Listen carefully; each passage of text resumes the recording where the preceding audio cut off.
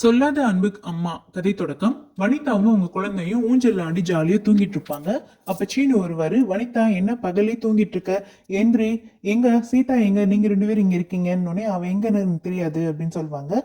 என்ன இதெல்லாம் ஒரு பதிலா அப்படின்னு சொல்லிட்டு சீனு வந்து ரொம்ப கோவமா அங்க இருந்து கிளம்புவாரு.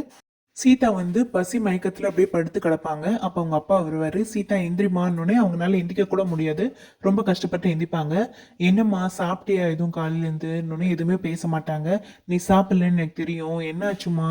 அவ உன்னை ரொம்ப கொடுமைப்படுத்துறாளான்னொடனே அப்படிலாம் ஒண்ணும் இல்லப்பா அப்படின்னு சொல்லுவாங்க. எனக்கு எங்க அம்மாவை பார்க்கணும் போல இருக்கு, பேசாம நான் எங்க அம்மா இருந்த இடத்துக்கே போயிடுவப்பா அப்படின்னு சொல்லி ரொம்ப டச்சிங்கா பேசுவாங்க.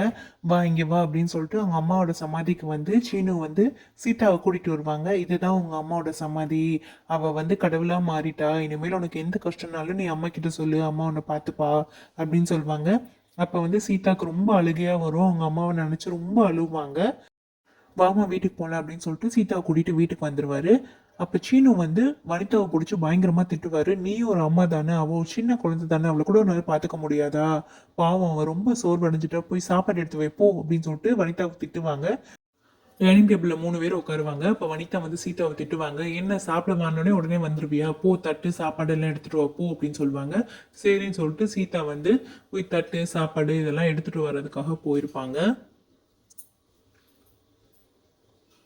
சீதா எல்லாமே எடுத்துட்டு வந்து வச்சிருவாங்க. அப்ப வந்து வனிதா வந்து எல்லாத்துக்கும் சாப்பாடு வந்து சர்வ் பண்ணுவாங்க. சீனு வீட்டில் இருக்கனால வந்து சீதாக்கு வந்து டைனிங் டேபிள் உட்கார வச்சு சாப்பாடு கொடுப்பாங்க. இல்லைன்னா சாப்பாடே கொடுக்க மாட்டாங்க. பாவம், சீதா ரொம்ப கஷ்டப்படுவாங்க. 3 பேரும் இட்லி சாம்பார் சட்னி எல்லாம் வச்சு சாப்பிடுவாங்க. காலையிலேருந்து எதுவுமே சாப்பிடாதனால சீதாக்கு அவ்வளோ பசியாக இருக்கும். அதனால ஒரு பீஸ் கூட விடாமல் எல்லாத்தையுமே அவங்க சாப்பிடுவாங்க. இதெல்லாம் பார்த்துட்டு இருந்த சீனுக்கு வந்து மனசுக்கு ரொம்ப கஷ்டமா இருக்கும். பாவம், சீதாவை நினைச்சு ரொம்ப வருத்தப்படுவாரு. இதுக்கு ஏதாவது ஒரு முடிவு கட்டணும் அப்படின்னு சொல்லிட்டு சீனு மனசுக்குள்ள நினைப்பாரு. இதுக்கப்புறம் என்ன நடக்குதுன்னு நெக்ஸ்ட் எபிசோட்ல பார்க்கலாம். டாட்டா.